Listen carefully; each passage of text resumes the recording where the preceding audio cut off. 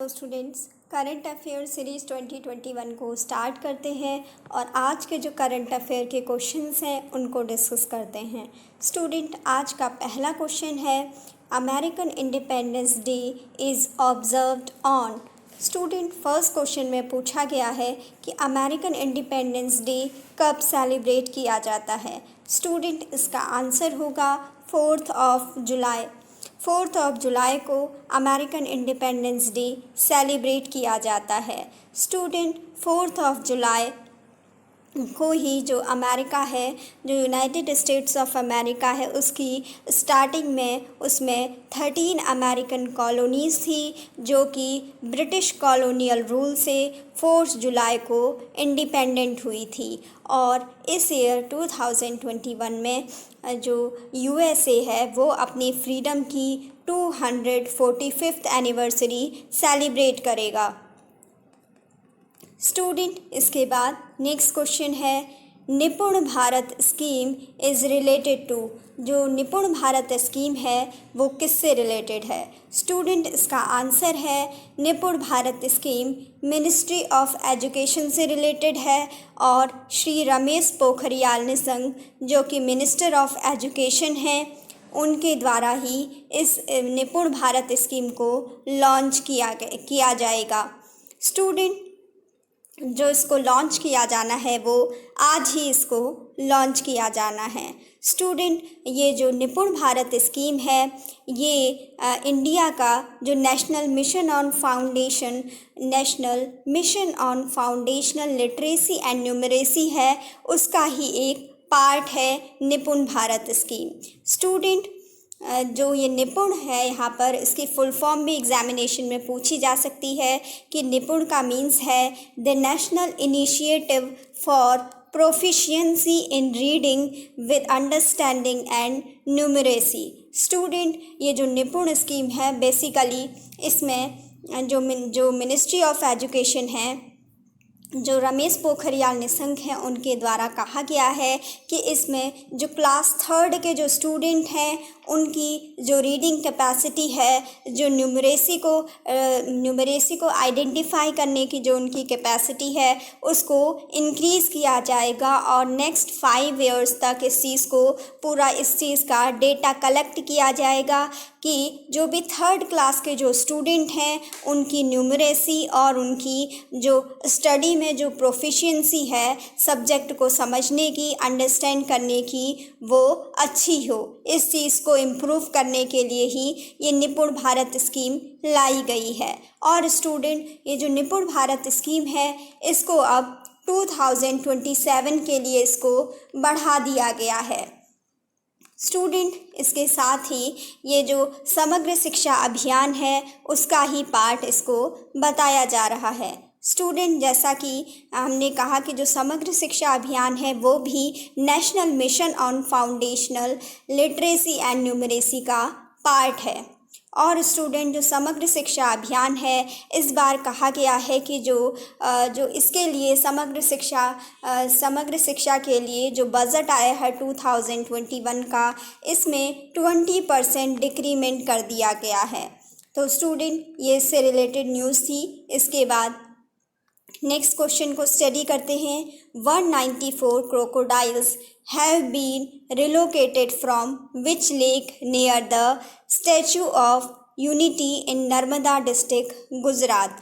Student, इस question में पूछा गया है कि अभी रिसेंटली जो गुजरात में जहाँ पर जो स्टैचू ऑफ यूनिटी है यानी सरदार वल्लभ भाई पटेल की जो स्टैचू बना हुआ है वहाँ पर से जो 194 क्रोकोडाइल्स हैं उनको रीलोकेट किया गया है और उनको गुजरात में ही नर्मदा डिस्ट्रिक्ट में उनको रीलोकेट किया गया है। तो स्टूडेंट, इस क्वेश्चन में पूछा गया है कि आपको उस लेक का नाम बताना है जो कि स्टैचू ऑफ यूनिटी के पास स्थित है, वहाँ पर लोकेटेड थी और वहाँ से इन क्रोकोडाइल्स को रीलोकेट करना पड़ा। स्टूडेंट, इसका आंसर होगा, उस लेक का नाम है द पंचमूली लेक। स्टूडेंट उस लेक का नाम है पंचमूली लेक, और वो लेक सिचुएटेड है स्टैचू ऑफ यूनिटी की, जो कि स्टैचू बना हुआ है सरदार वल्लभ भाई पटेल का केवड़िया में। और ये जो स्टैचू है सरदार वल्लभ भाई पटेल का, जिसे कि स्टैचू ऑफ यूनिटी भी कहा जाता है, इसकी हाइट 182 मीटर है। और स्टूडेंट इसमें आपको इस लेक का नाम ध्यान रखना है कि इस स्टैचू ऑफ यूनिटी के पास में ही ये पंचमूली लेक है, और यहाँ से ही इन क्रोकोडाइल्स को रिलोकेट करके नर्मदा डिस्ट्रिक्ट में इनको रिलोकेट किया गया है, वहाँ पर इनको रिहेबिलिट किया गया है।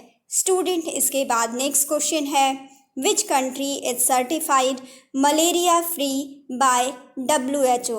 स्टूडेंट इस क्वेश्चन में पूछा गया है कि वर्ल्ड हेल्थ ऑर्गेनाइजेशन WHO के द्वारा किस कंट्री को मलेरिया फ्री डिक्लेयर किया गया है। स्टूडेंट इसका आंसर होगा चाइना।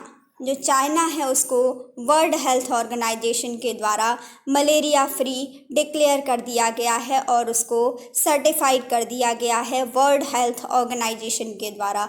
स्टूडेंट अगर हम वर्ल्ड हेल्थ ऑर्गेनाइजेशन की बात करें तो वर्ल्ड हेल्थ ऑर्गेनाइजेशन का फॉर्मेशन हुआ था 7 अप्रैल 1948 को, और स्टूडेंट इसीलिए प्रत्येक वर्ष हम 7 अप्रैल को हेल्थ डे भी सेलिब्रेट करते हैं। और स्टूडेंट जो वर्ल्ड हेल्थ ऑर्गेनाइजेशन है इसका हेडक्वार्टर जेनेवा स्विट्ज़रलैंड में है। स्टूडेंट जो वर्ल्ड हेल्थ ऑर्गेनाइजेशन है WHO है, इसके हेड यानी जो इसके डायरेक्टर जनरल हैं उनका नाम है टेड्रोस अधानोम घेब्रेयेसस। और स्टूडेंट अगर पूछा जाए कि ये जो WHO के हेड हैं टेड्रोस अधानोम घेब्रेयेसस ये कौन सी कंट्री से बिलोंग करते हैं, तो इसका आंसर होगा इथोपिया से।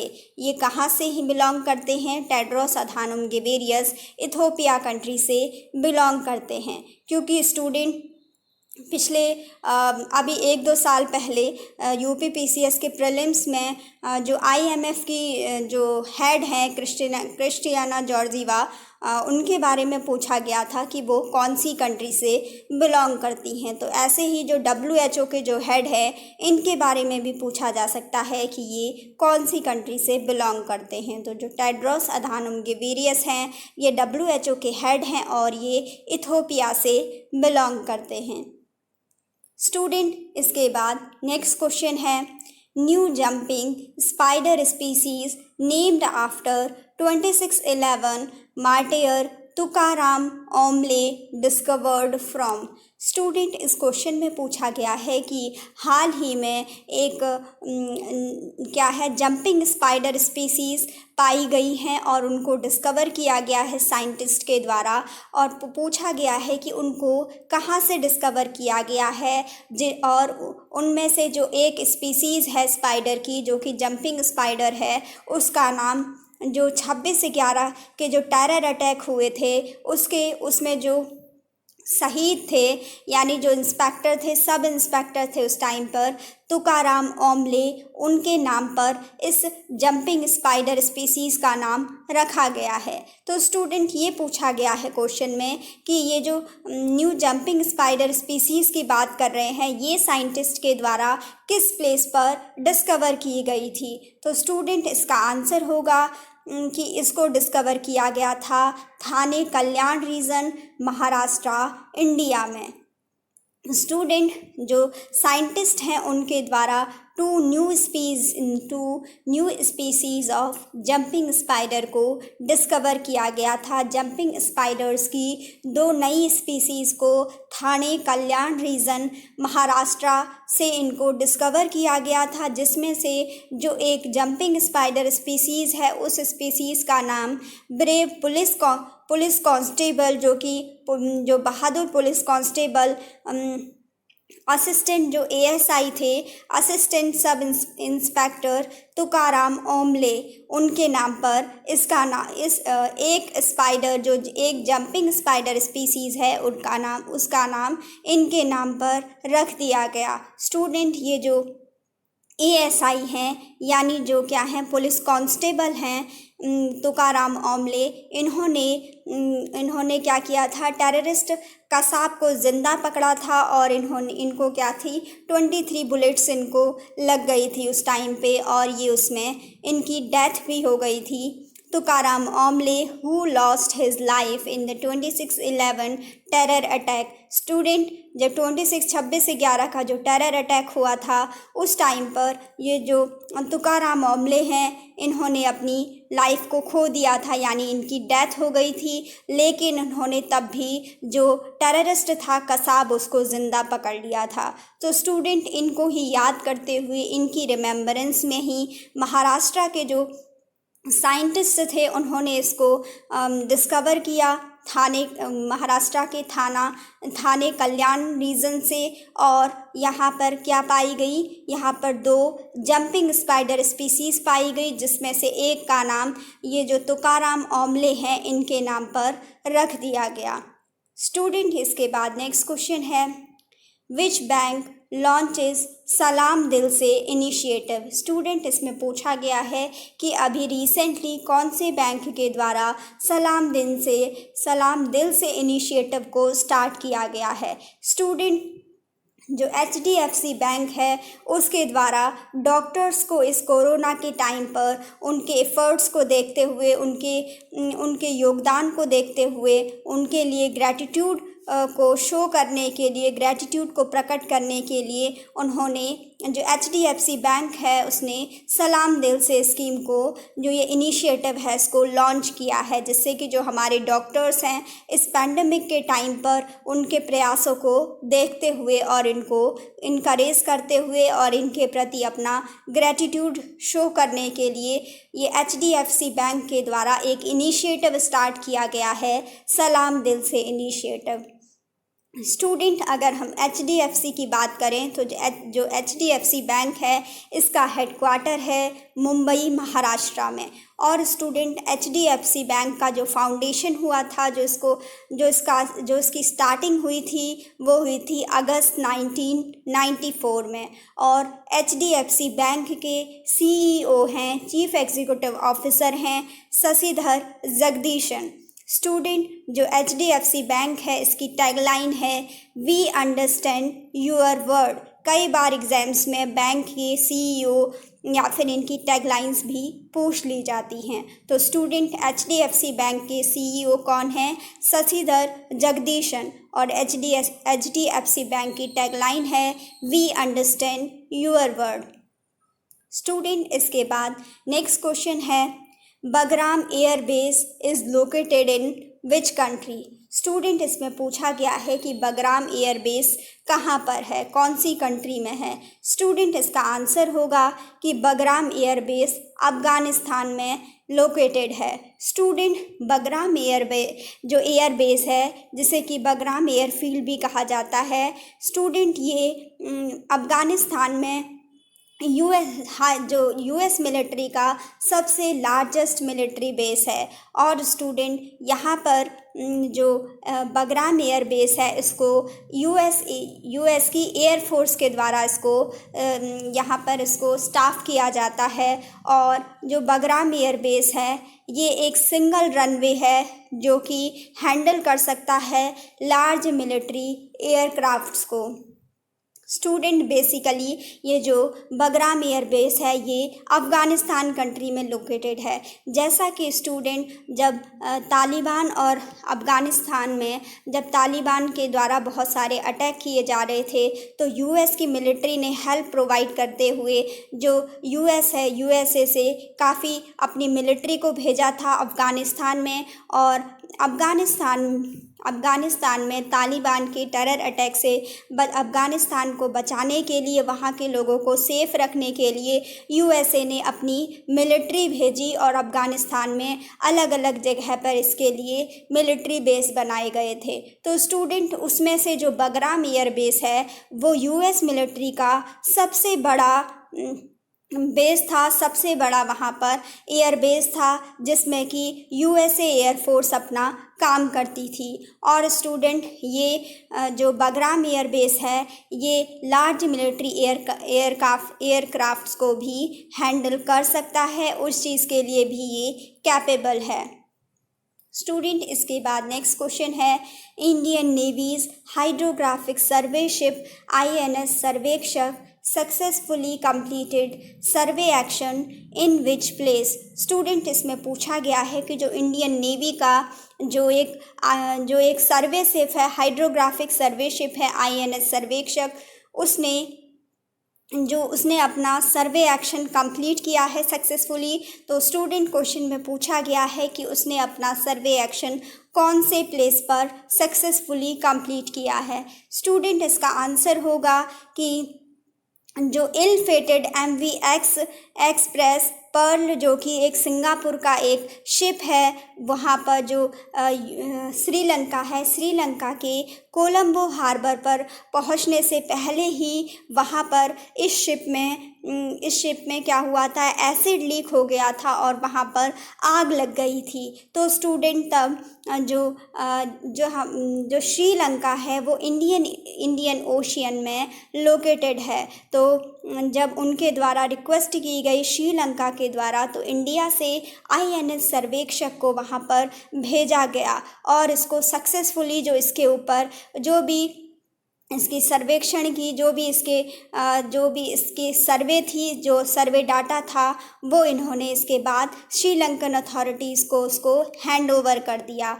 और स्टूडेंट जो ये MV एक्सप्रेस पर्ल, ये क्या है, ये सिंगापुर का एक शिप है और जब ये श्रीलंका में इंडियन ओशियन में कोलंबो हार्बर के पास पहुंचने वाला था, ये गुजरात से आ रहा था जिसमें कि कॉस्मेटिक्स वगैरह थे, तो इसमें एसिड लीक हो गया और इसमें अचानक आग लग गई थी। तो स्टूडेंट इससे काफ़ी इन्वायरमेंट को भी काफ़ी हार्म हो रहा था। तो इस चीज़ को देखते हुए फिर इंडिया से श्रीलंका की रिक्वेस्ट पर INS सर्वेक्षक को वहाँ पर कोलंबो हार्बर पर भेजा गया था और सक्सेसफुली अब ये रिटर्न हो गया है। तो स्टूडेंट अब हम देखेंगे कि जो INS सर्वेक्षक है ये हमारी इंडिया में जो इसका बेस है वो साउदर्न नावल कमांड कोची में है। और स्टूडेंट ये जो INS सर्वेक्षक है ये इंडिया का ही एक इंडियन नावल शिप है जिसमें कि जो स्टेट ऑफ द आर्ट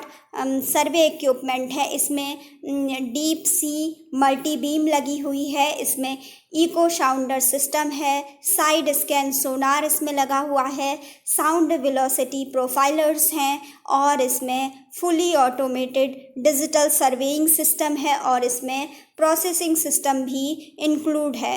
यानी स्टूडेंट ये सब बताए गए हैं कि ऐसे इक्विपमेंट जो INS सर्वेक्षक में लगे हुए हैं। तो स्टूडेंट ये इंडियन नेवी का ही एक शिप है और ये कोची में ये जो इंडियन साउदर्न नावल कमांड है कोची में ये इसको वहाँ पर इसको रखा जाता है। स्टूडेंट इसके बाद नेक्स्ट क्वेश्चन है, who has named flag bearer for Tokyo Paralympics on 24 August 2021। Student इसमें पूछा गया है कि जो 24 अगस्त 2021 से टोक्यो पैरालंपिक्स जो स्टार्ट होने वाले हैं उसमें भारत की तरफ से जो इंडियन ध्वज को जो पकड़ेंगे, यानी जो क्या है इंडियन फ्लैग बेयरर हैं, वो कौन होंगे। स्टूडेंट इसका आंसर होगा हाई जंपर मरियप्पन थांगवेलु। स्टूडेंट ये क्या है, इंडिया के टॉप पैरा हाई जंपर हैं मरियप्पन थांगवेलु और ये ही इस बार जो टोक्यो पैरा ओलंपिक होगा 24 अगस्त 2021 से यहाँ पर इंडिया का जो फ्लैग है, इंडिया का जो राष्ट्र ध्वज है उसको फहराएंगे, उसको हाथ में पकड़कर ले जाएंगे। तो स्टूडेंट ये इसकी एक तरीके से इसकी शुरुआत करेंगे।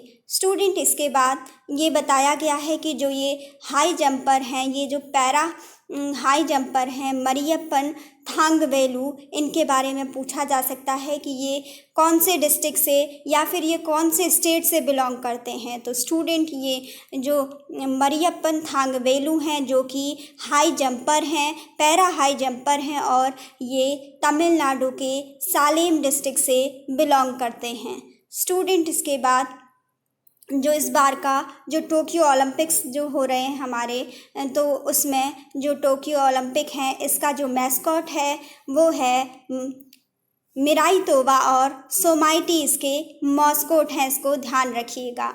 इसके बाद नेक्स्ट क्वेश्चन है world's third largest cricket stadium to come up in. Student इसमें पूछा गया है कि वर्ल्ड का थर्ड नंबर का जो थर्ड लार्जेस्ट क्रिकेट स्टेडियम है वो कहाँ पर बन रहा है। स्टूडेंट इसका आंसर है जयपुर, पिंक सिटी जयपुर में वर्ल्ड का जो थर्ड लार्जेस्ट क्रिकेट स्टेडियम है वो बन रहा है। स्टूडेंट अगर हम वर्ल्ड में देखें, पूरे विश्व में सबसे बड़ा सबसे लार्जेस्ट क्रिकेट स्टेडियम है नरेंद्र मोदी स्टेडियम मोटेर, जिसे कि मोटेरा स्टेडियम कहा जाता है, जिसका नाम अब नरेंद्र मोदी स्टेडियम हो गया है, जो कि गुजरात में स्थित है। स्टूडेंट इसके बाद वर्ल्ड का जो सेकंड लार्जेस्ट क्रिकेट स्टेडियम है वो है ऑस्ट्रेलिया में और उसका नाम है मेलबर्न क्रिकेट स्टेडियम। ये वर्ल्ड का सेकंड लार्जेस्ट क्रिकेट स्टेडियम है। और स्टूडेंट वर्ल्ड के अगर थर्ड लार्जेस्ट क्रिकेट स्टेडियम की बात करें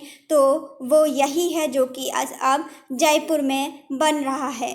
world's third largest cricket stadium to be made in Jaipur. अब ये वर्ल्ड का थर्ड लार्जेस्ट क्रिकेट स्टेडियम होगा जो कि जयपुर में बन रहा है। अगर स्टूडेंट इंडिया में देखा जाए तो जो जयपुर में जो क्रिकेट स्टेडियम बन रहा है वो इंडिया का सेकंड लार्जेस्ट क्रिकेट स्टेडियम होगा, क्योंकि जो इंडिया का जो फर्स्ट लार्जेस्ट क्रिकेट स्टेडियम है, जो पहला सबसे बड़ा लार्जेस्ट क्रिकेट स्टेडियम है वो है मोटेरा स्टेडियम, जिसे कि अब नरेंद्र मोदी स्टेडियम के नाम से जाना जाता है और जो गुजरात में है। और अगर भारत की ही बात करें तो सेकंड वाला हो जाएगा जो कि ये जयपुर में बन रहा है। तो स्टूडेंट आज के करंट अफेयर्स के क्वेश्चन यहीं पर कंप्लीट होते हैं। Thanks for watching.